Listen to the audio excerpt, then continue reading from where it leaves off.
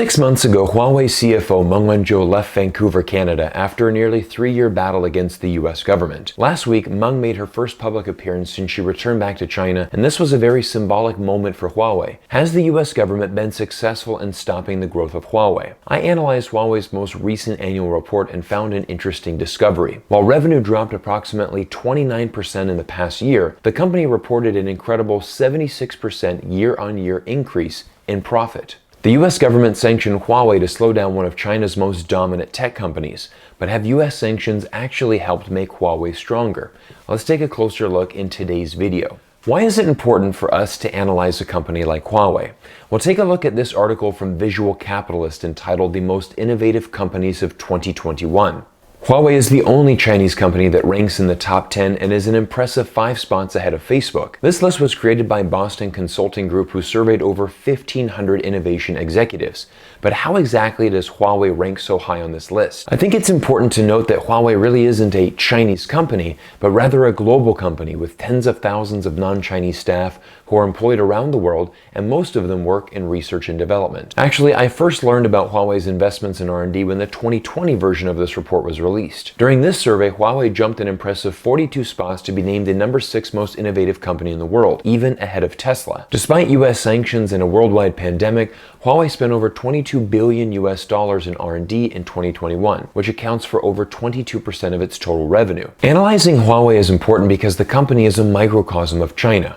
Both China and Huawei have had major challenges to deal with in recent years. For Huawei, its largest troubles have been the US sanctions and getting access to the latest generation of chip technology. But despite these challenges, Huawei is very much like China. When its back is against the wall, it will inevitably pivot and find an alternative solution. And this is the biggest takeaway I learned from analyzing this report: the fundamental shift Huawei has made to survive. Guo Ping, the rotating chairman of Huawei, stated, "If it weren't for US sanctions, Huawei would have not forced itself into this comprehensive turnaround." This is in fact an important element of Chinese culture one must understand. For many companies, being sanctioned by the US would be a devastating blow, a crisis that could potentially ruin the entire business. However, the second character in the Chinese word for crisis, 危机, is the same as the first character in the Chinese word for opportunity, 机会. In every crisis, there is an opportunity. The greatest opportunity for Huawei is how the Chinese government is transforming into a high-tech economy and global leader in the fourth industrial revolution. This is the application of artificial intelligence and 5G to transform the future of manufacturing,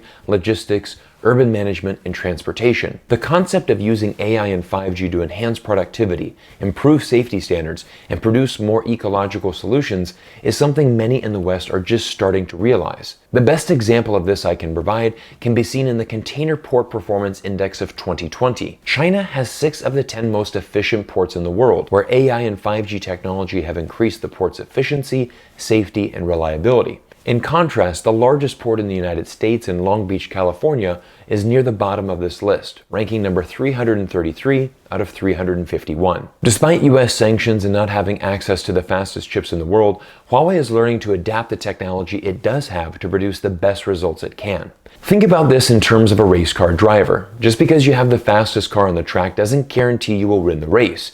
You still have to have the skill to drive the car over the finish line before everyone else. Huawei is applying these technologies to many industries that are often neglected from the West. For Huawei, there is no limit to what AI and 5G technology can do, and the company is applying this tech to transform a variety of industries, including manufacturing, mining, steel, chemical, cement, power grid, and even healthcare. Even the Wall Street Journal highlighted China's rise in this development in its March 13th article entitled, "China leads the way with private 5G networks at industrial facilities." While many in the West believe Huawei's competitive advantage is in building the actual 5G network towers, you have to go inside China's factories, its coal mines, its shipyards and warehouses to see where the 5G technology is really taking off. Again, this is the X factor that most analysts in the West are missing.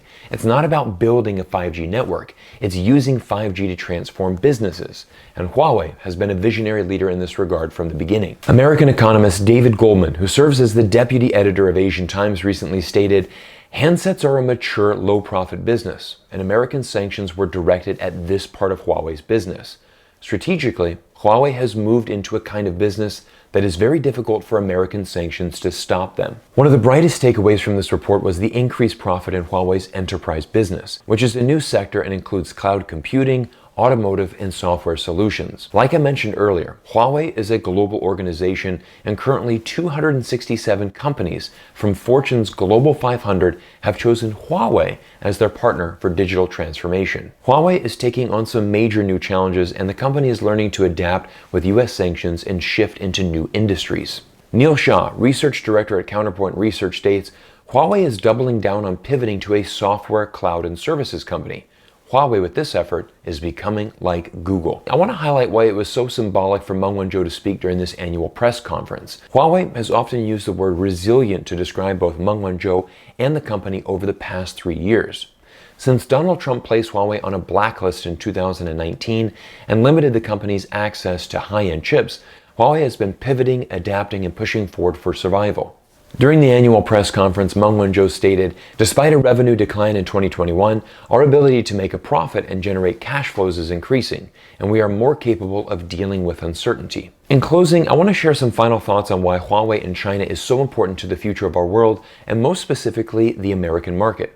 Since Donald Trump signed the tariff on Chinese goods in August 2019, the United States imports from China have increased 45%. American economist David Goldman believes this shows the U.S. has underinvested in industrial capacity. Simply put, any increase in American consumer demand will cause more purchases of foreign goods, simply because America lacks the capacity to produce things at home. Currently, the United States is in a difficult position.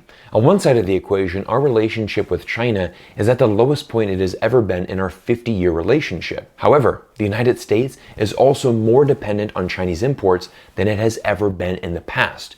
The United States imports more than $600 billion worth of products a year from China, which is equivalent to a quarter of our manufacturing GDP. And this is something that I have been preaching for over 2 years on this YouTube channel. The very American dream that we live every day couldn't be made possible without a good working relationship with China. In the words of David Goldman, America has a spectacular level of dependency on China, and this shows a major cognitive dissonance in American policy. We hear too often that China is the greatest threat in the world and that we must decouple from China at all costs. But the very state of the American economy depends on a working and functional relationship with China. I hope today's video provides everyone some insights into the importance of working with international companies who are making a difference in this world. Huawei is building 5G networks throughout Europe, the Middle East, and Asia, and investing in a plethora of new industries that could change the future of our world. What do you think of Huawei's shift in their business and their ability to create new pathways of more profitability? Do you think there will ever be a day where Huawei can operate freely in the US market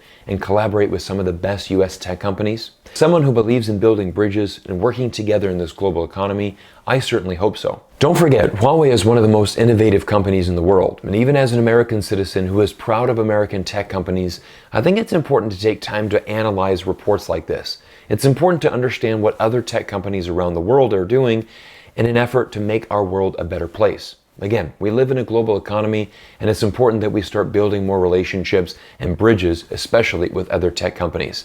Everyone, my name is Cyrus Jansen. Thanks for taking time out of your day to spend it with me here on YouTube.